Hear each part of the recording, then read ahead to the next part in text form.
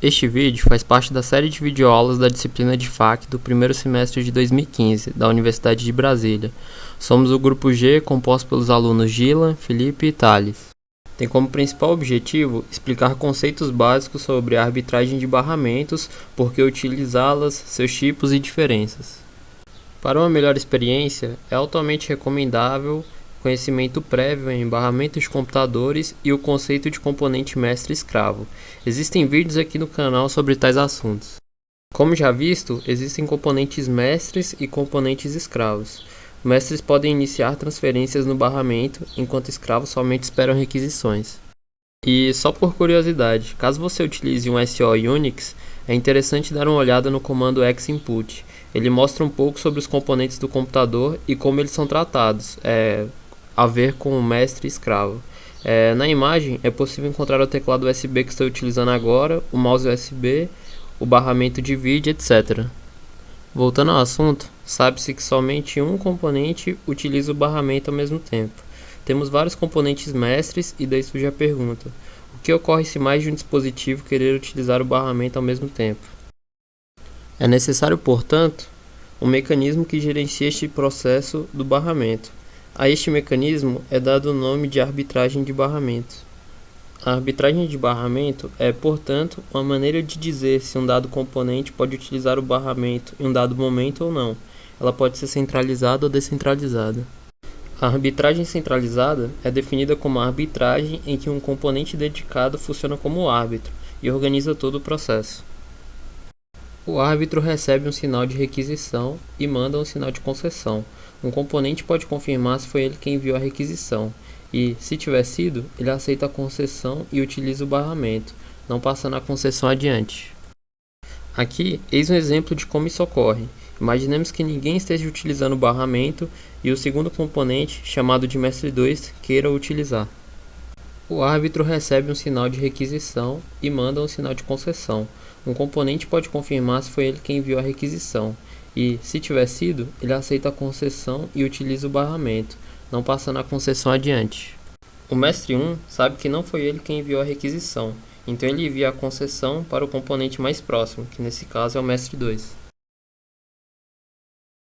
O mestre 2 recebe a concessão e sabe que foi ele quem enviou a requisição, então ele utiliza o barramento e não envia a concessão adiante. Esse esquema é chamado de daisy chain e lembra um efeito de corrente. Evidentemente, o componente mais perto do árbitro tem maior prioridade. Mas, ainda assim, é possível criar lógicas para dar prioridades diferentes na arbitragem centralizada, não utilizando assim somente a distância como ordem de prioridade. Como visto, a ideia de centralizada e arbitragem centralizada vem pois só há um componente, um árbitro, cuidando de tudo. A ideia da arbitragem descentralizada é transferir essa gerência entre os próprios componentes, não sendo necessário, portanto, a utilização de um árbitro. A arbitragem descentralizada pode ser feita de duas maneiras. Uma seria você ter uma linha de requisição para cada componente, onde um componente observa a sua linha de requisição e a dos outros, e dessa forma é capaz de dizer se pode ou não utilizar o barramento, levando em consideração prioridades. Uma outra maneira seria ter-se três linhas, uma linha de requisição, a outra é denominada buzz e a outra de arbitragem. Os componentes têm um input e output de arbitragem. Para utilizar o barramento, é necessário que o input do componente esteja em alto. O output de um componente é ligado ao input do próximo, ou seja, se um componente X apresentar output em nível lógico baixo, o próximo componente que não estiver utilizando o barramento e os outros seguintes também terão nível lógico baixo. Sendo assim, o dispositivo mais perto do início da corrente de componentes terá prioridade maior. E fica parecido então com a arbitragem centralizada, só que a diferença é que aqui não existe um árbitro. Vamos supor que o componente 2 quer utilizar o barramento. Ele envia o sinal de requisição, analisa se seu input é 1, e começa a utilizar o barramento, setando assim o buzz para 1 e seu output para 0. A linha de requisição está em 0, pois ele já está utilizando o barramento. Então, eis que o componente 3 quer utilizar o barramento. Ele manda um sinal de requisição. Como o buzz está em 1 e seu input está em 0, ele espera até que o componente 2 termine de utilizar o barramento, que então seta o buzz para 0 e seu output para 1. Assim, o input do componente 3 está em 1, como o buzz está em 0, ele pode finalmente começar a utilizar o barramento. O componente 3 então começa a utilizar o barramento. A requisição fica em 0 e o buzz fica em 1. Imaginemos que o componente 1 então queira utilizar o barramento. Ele manda o sinal de requisição e vê que buzz está em 1. Então aguarda. O componente 3 termina de utilizar o barramento e assim buzz vira 0. Com buzz em 0, o componente 1 passa a utilizar o barramento e o ciclo recomeça.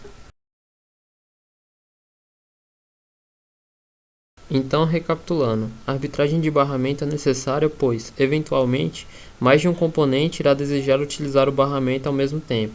Existem dois tipos de arbitragem, a centralizada e a descentralizada. Na centralizada, o árbitro decide quem utiliza o barramento. Na descentralizada, os componentes são capazes de fazerem por si só a arbitragem. Ou seja, você acaba economizando no quesito árbitro, mas você vai acabar utilizando mais fios. Essas foram as referências utilizadas durante o vídeo, principalmente o livro do Tannenbaum, de Arquitetura de Computadores. E aqui está um desafio que o grupo propõe. Divirta-se!